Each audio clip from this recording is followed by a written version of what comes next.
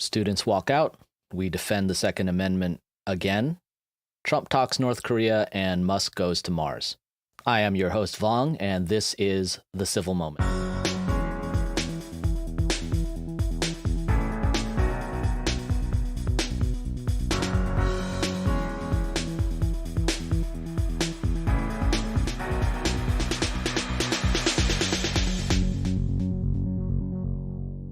The man did everything but take an ad out in the paper, "I'm going to kill somebody."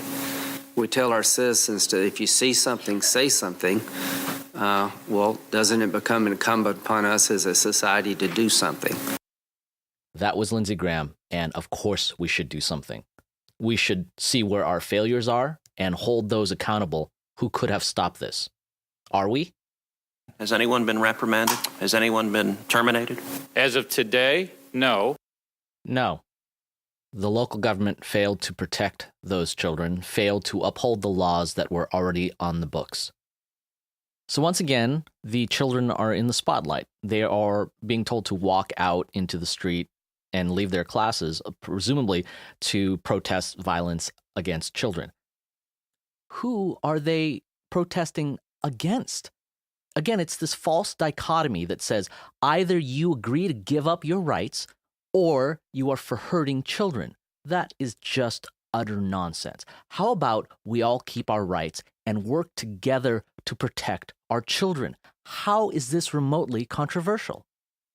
So again, the children are being used, put in front of cameras and microphones to push an agenda that has nothing to do with the safety of children, because whatever moral currency they had to talk about that has been totally consumed by a movement that is clearly partisan. It is clearly pushing an agenda, and it is clearly pushing an agenda to take away people's Second Amendment rights. What do we want? Gun control! When do we want it? Now! On my feed, I read, who in their right mind marches to take away their own rights? And it's actually worse than that, because nobody is marching or walking out to take away their own rights. They're walking out to take away your rights. Your right to defend yourself, your right to protect your own children, and that somehow if you don't give up those rights, you are for hurting children. It's very divisive. And not just being divisive, it's also extremely emotionally dishonest. And the other part of the dishonesty is while those children are out there with the cameras in their faces, they're not taking pictures of the thousands and thousands of children who are not walking out, the thousands of children who are in their gyms, who believe that we shouldn't hurt our children, but see what is happening here, that it is assault on Second Amendment rights more than it is about protecting the children, and they can't stand for that. And because of that, they are getting labeled as unfeeling, uncaring. And it's putting these children in tremendous distress. And for what? Because they are unwilling to be participants and props pushing an agenda, they are being ostracized. You want to talk about peer pressure, you want to talk about bullying. Why are we okay with this? It is not okay. It is not acceptable. Everyone is entitled to their First Amendment right to free speech, including the children who walked out, but not just them.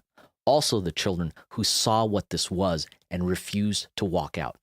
And if these people and these organizers had come out and said, this is about protecting the children, this is about having us do something productive to protect our children, then they should not have let it be consumed by the leftist agenda. Because the people who are pushing this, it's a litany of the people who push a left-wing agenda. And there should be nothing left-wing or right-wing or center-wing or any other kind of wing when the purpose is to protect our children. Everybody should be in favor of that. Everybody is in favor of that. These divides are artificial, and they do nothing to help the situation. And I expect, unfortunately, that we'll see the same thing happen again on March 24th when the March for Our Lives takes place. Because, again, it's been totally subverted. It's been consumed by people who are pushing an agenda. I mean, it's a political agenda. It's a partisan agenda. It's an excuse for people to score points using children as shields. And it's very unfortunate. And you're free to cede your rights to whatever authority you desire. It's just not moral or ethical to take away someone else's rights based on your beliefs. A group of people's natural state is one of liberty and freedom. When we form a government, we necessarily trade some of our liberties and our freedoms for stability or security or anything else we feel our government should be providing to its citizens. As an example, one thing that typically people will cede to their governments is the right to do violence outside of self-defense. In this case, if someone wrongs us, we do not have the right to do violence as a countermeasure. We call the authorities. Ultimately, it is the government's position and place to mete out whatever justice is appropriate, which is why we must be so cautious when we give up those rights, because most of the time we do not get them back. If we do somehow manage to claw them back, it's only after years of litigation, legislative gridlock. They just don't come back. It's kind of like when governments pass so-called temporary tax increases. Between 2008 and 2011, 14 states, including, or I should say, and also the District of Columbia, enacted 25 temporary tax increases. Of those 25 so-called temporary tax increases, 13 of them were made permanent or replaced with other increases. So more than half the time, something that was sold as temporary became permanent. And government, like people, they get used to what they have. They get used to having power, or they get used to having money. And the idea of returning it to its citizenry is just not compatible with a lot of the people who are in power.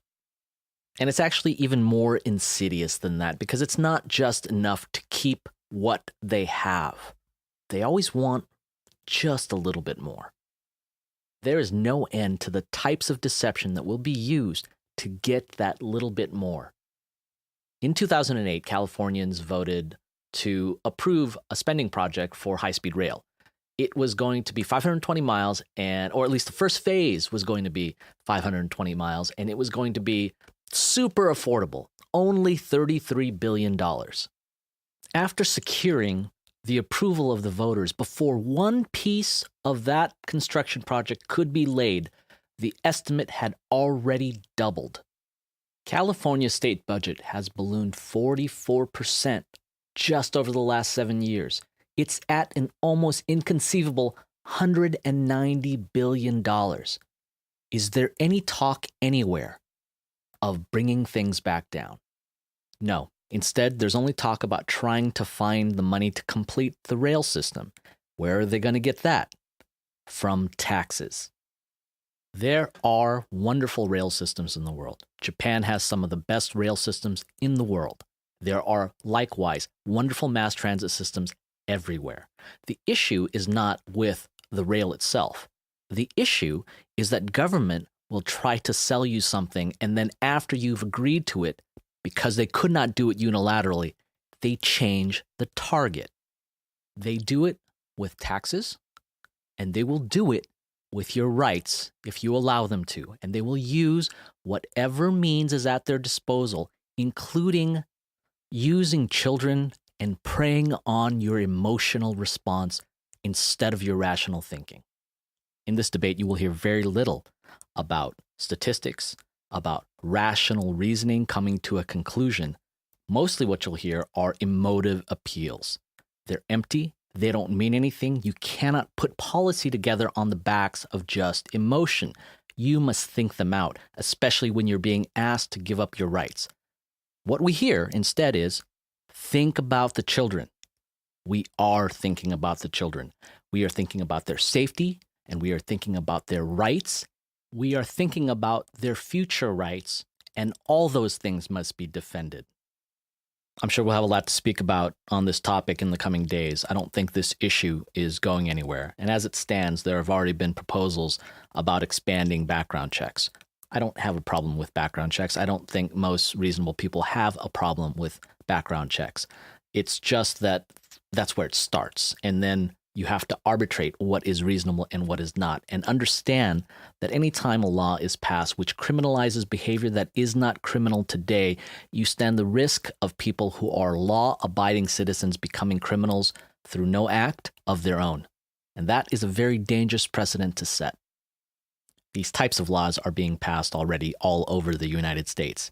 You have them in California, you have them in New York, you have them in New Jersey, you have them in Illinois. These types of laws, on the surface, they're always sold as being common sense or reasonable. But by whose definition of reasonable? That has always been the problem. If you look at these laws, many of them are designed to chip away at your rights, a little at a time. And as we have explained, you don't get them back.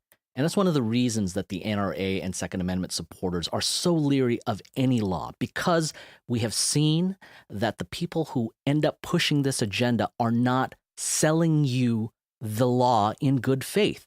It is one thing being undersold, and it becomes something else entirely. And oftentimes what you see is a legislature that will pass a law that is wildly unconstitutional, but they don't care. And it doesn't matter because it takes so long for that law to go through the appellate court system to get to the Supreme Court that 5, 10 years may pass. And in that interim, you've already driven businesses under, and you've already taken away people's rights a little bit at a time. Or sometimes it's not so little. In the 2008 Supreme Court ruling on Heller versus the District of Columbia, the Supreme Court struck down provisions of the Firearms Control Regulations Act of 1975. 1975 to 2008 is 33 years. For 33 years, the residents of the District of Columbia were forbidden from owning a handgun. That's the game they're playing. They want to chip away your rights a little at a time for as long as possible, hoping that the climate will change, even if it's unconstitutional, which is why so many people resist, as they should, a government that overreaches in its grab for power. And yet, even after the Supreme Court ruling, the District of Columbia still tried to enact rules regulating the possession of handguns in people's private homes. And they were only changed under the threat of more lawsuits taking them back to the Supreme Court. I could go on and on. I could talk about Palmer versus the District of Columbia. I could talk about California's de facto handgun ban using a safety roster and technology that does not exist. But the point is, we must be careful with what rights we are willing to cede, because they will take them if we allow it. And it might take us a generation to get our rights back, if we get them back. And that is why we must resist the trampling of our rights under the guise of protecting our children. Okay. We should talk about President Trump's announcement that he would like to, or is going to, speak with the North Koreans on disarmament. Back when George W. Bush was president, he said that his administration would not speak with the North Koreans unless they preemptively agreed to halt their nuclear weapons program. It's too late to talk about not having a nuclear weapons program. It's presumed that North Korea has nuclear weapons. In 1985, North Korea signed the Nuclear Non-Proliferation Treaty, which obviously they have ignored. In 1992, North and South Korea signed a joint declaration to denuclearize the Korean Peninsula. They agreed they would not manufacture, test, use, produce, possess, etc. any nuclear weapons, that they would only use nuclear energy for peaceful purposes. In 1994, North Korea pledged to the United States that it would freeze and dismantle its nuclear program for international aid and 2 power-producing nuclear reactors. In 2003, North Korea withdraws from the Nuclear Non-Proliferation Treaty after having violated it. And in 2005, North Korea agrees to give up its entire nuclear program, including weapons, and all they ask for is energy assistance, as well as economic considerations and international aid. In 2006, they test their first nuclear weapon. In 2010, the state media in North Korea says, "We will totally be party to non-proliferation disarmament agreements for real this time, for serious. Actual, yes, for real. We're giving them up." Then they shoot a bunch of missiles everywhere, and in 2016, they signal a willingness to resume negotiations on denuclearization, according to the Arms Control Association. Let's dissect. Words we should not use to describe the North Korean government: trustworthy, honest, dependable. This is the same regime that had Kim Jong-un's brother killed in a Malaysian airport with a deadly nerve agent, VX. The same regime that when a defector tried to cross from the north into the south, he was shot multiple times, and then the people that shot them, having failed to kill him, disappeared, presumed to be dead. The defector himself was brought to a South Korean hospital where they had to deworm him like a dog because of all his intestinal parasites. Because in North Korea, the crops are fertilized with human waste, if you're lucky enough to be able to eat crops at all. Hunger and famine are used as a weapon to control the people of North Korea.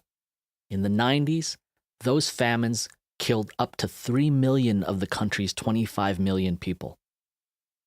The 38th parallel is the world's most heavily guarded border. And this is not like Obama's red line in Syria. If this line gets crossed, millions of people will die. So what does Trump have to gain? What does America have to gain by sitting down with the North Koreans?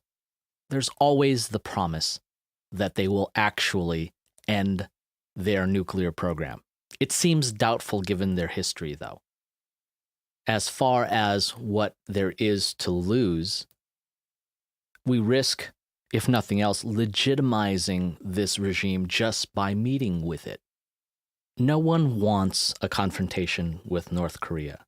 We have to remember that geopolitically, it's not just as simple as United States versus North Korea. North Korea is a client state for communist powers such as China, such as Russia, both of whom are uneasy with America's military presence in South Korea, both of whom view North Korea as both a buffer and a counter to America's military presence, and both of whom, more dangerously and more ominously, though they both have frustrations with North Korea's erratic leadership, might be drawn into a regional conflict if anything unthinkable were to occur.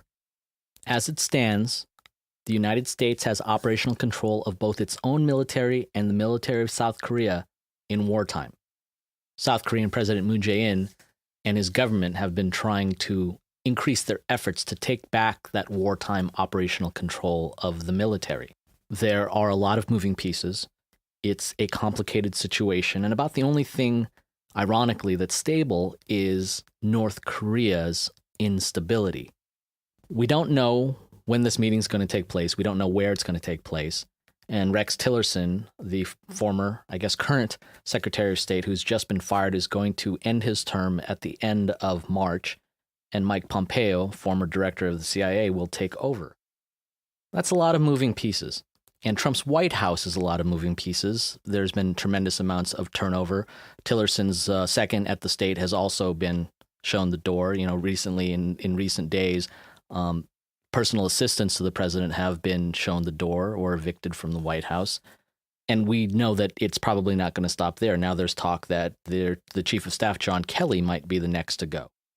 This is all interesting on its own right, but as it pertains to North Korea, and Trump is currently now in California dealing with California's crazy policy on illegal immigration and attempting to create sanctuary cities.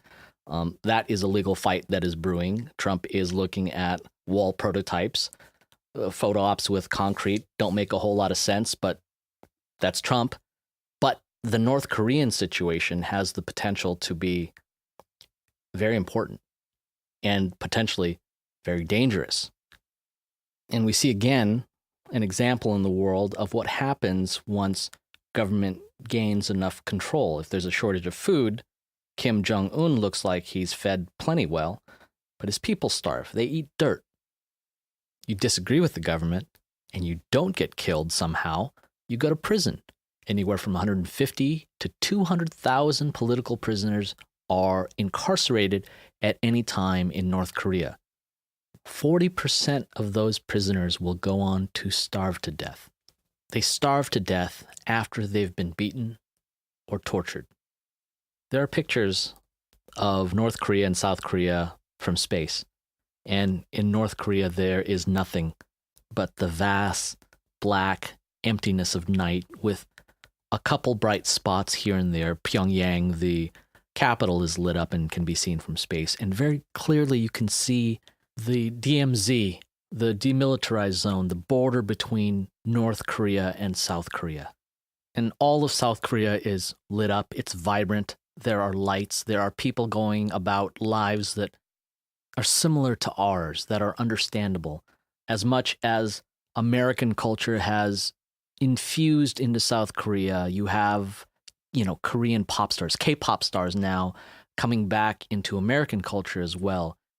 And video games are a big part of their culture, a big part of Western culture in general, but it's a really big part of South Korean culture as well. There's a story of a executive from Blizzard Entertainment. That's a company here in America that produces some very popular video games like World of Warcraft, StarCraft, and Overwatch.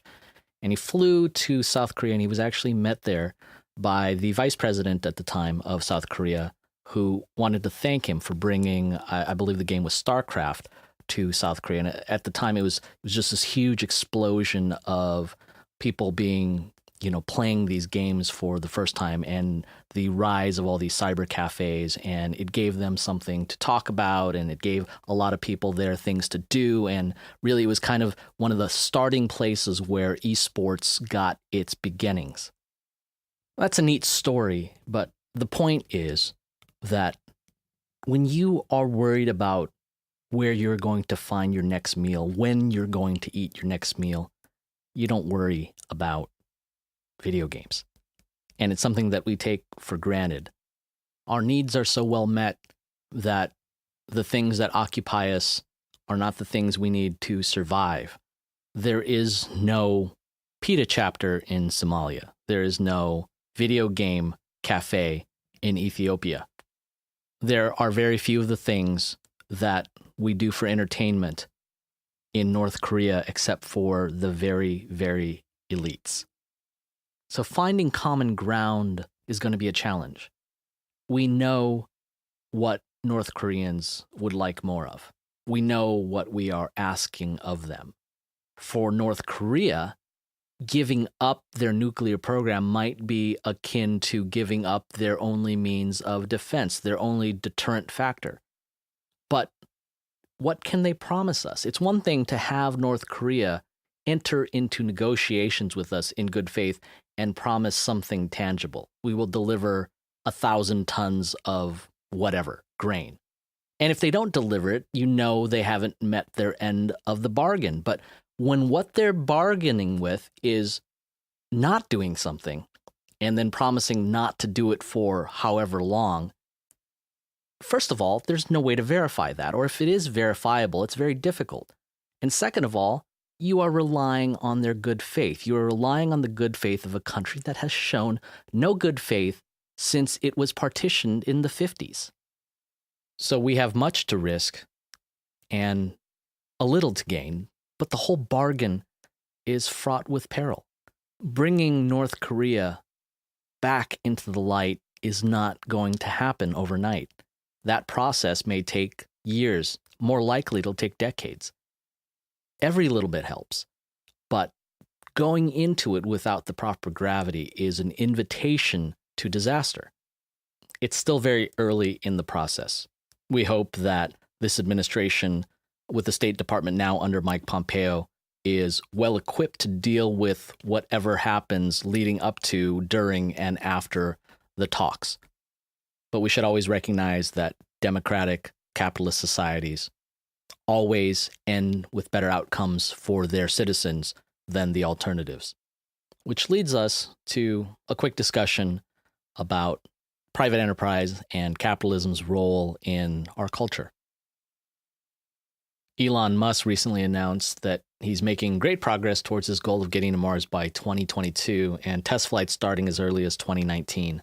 Just recently, his company SpaceX successfully launched the Falcon Heavy, which is capable of putting much larger payloads into space and orbit than their previous rockets were able to do. And in this case, they launched a mannequin nicknamed Starman in a Tesla Roadster.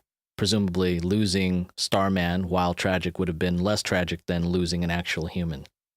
Starman is on his way into Mars orbit now, I believe. The Russians have just announced that they too intend to launch a mission to Mars in 2019 to put an artificial rover or orbiter into the red planet. We'll see how that goes. But let's talk about SpaceX.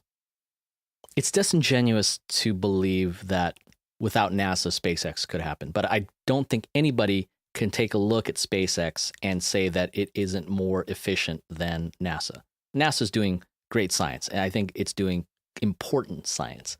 But free enterprise will always be able to do things more efficiently than government. Just the idea of competition. And in this case, Jeff Bezos of Amazon has a competing company called Blue Origin, who is an aerospace manufacturer and also a space services company. That competition forces both companies to be more efficient, to be more cost effective, to be more attractive to potential customers. This is a good thing. This is the opposite of what you get with government. When there is no competition, there is no requirement for efficiency. When there is no competition, there is no need to be competitive. Here's Elon on SpaceX. Well, in the case of SpaceX, I just kept wondering why we were not making progress towards sending people to Mars, why we didn't have a base on the moon. Where are the sort of space hotels that were promised in 2001 in the movie? It's like, it just wasn't happening year after year. And as I got more and more into what it would take to do that, I learned that the fundamental issue is actually the cost of access to space. Rockets were super expensive, and the cost per pound or kilogram to orbit had actually gone up over the years, not down. You see time and time again, when the government competes with private enterprise wins. The U.S. Postal Service, while serving billions, pales in comparison in efficiency to FedEx or UPS. Nor are FedEx or UPS saddled with untenable government regulations regarding pensions and obligations that must be prepaid. Now, Musk and his companies have received billions of dollars in government subsidies. In fact, his companies have received more than $4.9 billion in government support. But Musk was a billionaire before he started the companies that received these subsidies. When he founded PayPal, he did not have the kind of money that he had today. As a smart business person, he went where the government money was, and he gravitated towards businesses and industries where his passions were.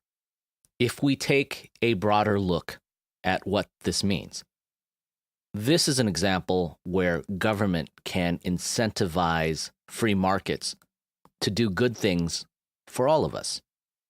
I mean, you can see that when you pass a law against littering, for instance, we see people litter all the time. Now, if you or I don't litter, the problem still exists just because there are people who don't care enough about the environment or their surroundings, or just lack the civil decency to pick up after themselves.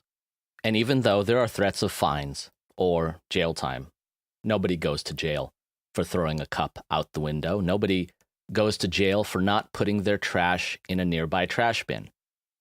And the government or society might feel powerless to stop these litterers. After all, who can justify using law enforcement resources to monitor where people put their trash? And while most plastic cups, for instance, are made of polystyrene or polyethylene that might exist in the environment for thousands of years, the free market has created an alternative, polylactic acid or PLA cups. In the right conditions, these can degrade in the environment in as little as 90 days. Companies who wish to adopt an environment-first posture might purchase PLA cups and use it as a competitive advantage. That is as it should be, if government wants to get involved. The tendency is to ban polystyrene or polyethylene, and then the government is telling you what kinds of cups you can and cannot use. In this instance, and in Musk's instance, if we say that we have a littering problem, we can incentivize, give tax breaks to the companies that produce or purchase PLA, and then you will see over time a way to make PLA both cheaper to take advantage of the government subsidies and to increase market share and solve the problem using the free markets as a tool rather than as an enemy. This is a gross oversimplification, of course, but the idea is government as an entity is there to serve its citizens, and a government that understands human nature and how to serve its citizens is more effective and creates for its citizens a freer existence. So Musk is going to Mars, and the Russians might follow. They could not have done it without the contributions of those who worked at NASA in the American space program, even the Russian space program. But they have all stood on the shoulders of giants, the scientists whose quest for knowledge made this journey possible. I want to talk a little bit about Stephen Hawking. He passed away recently, back on the 13th.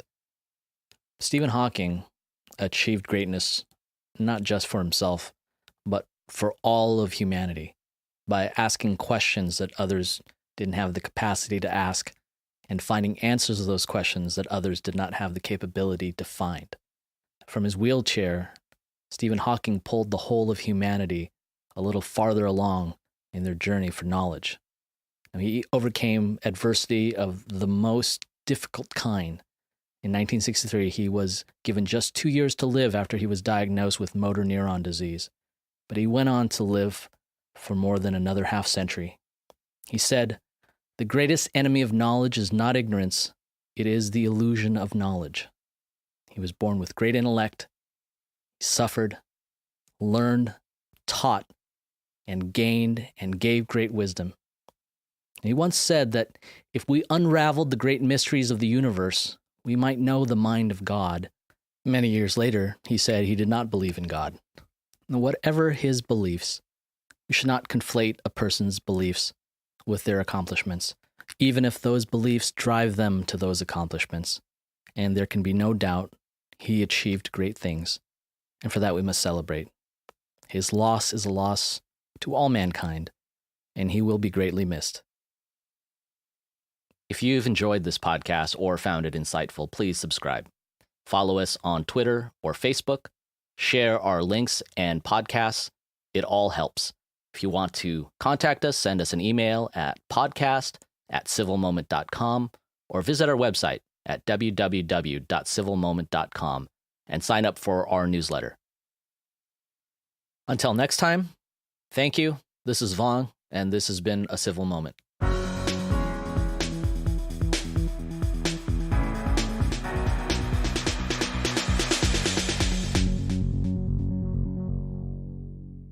The Civil Moment podcast is copyright 2018 by Phase Final Incorporated.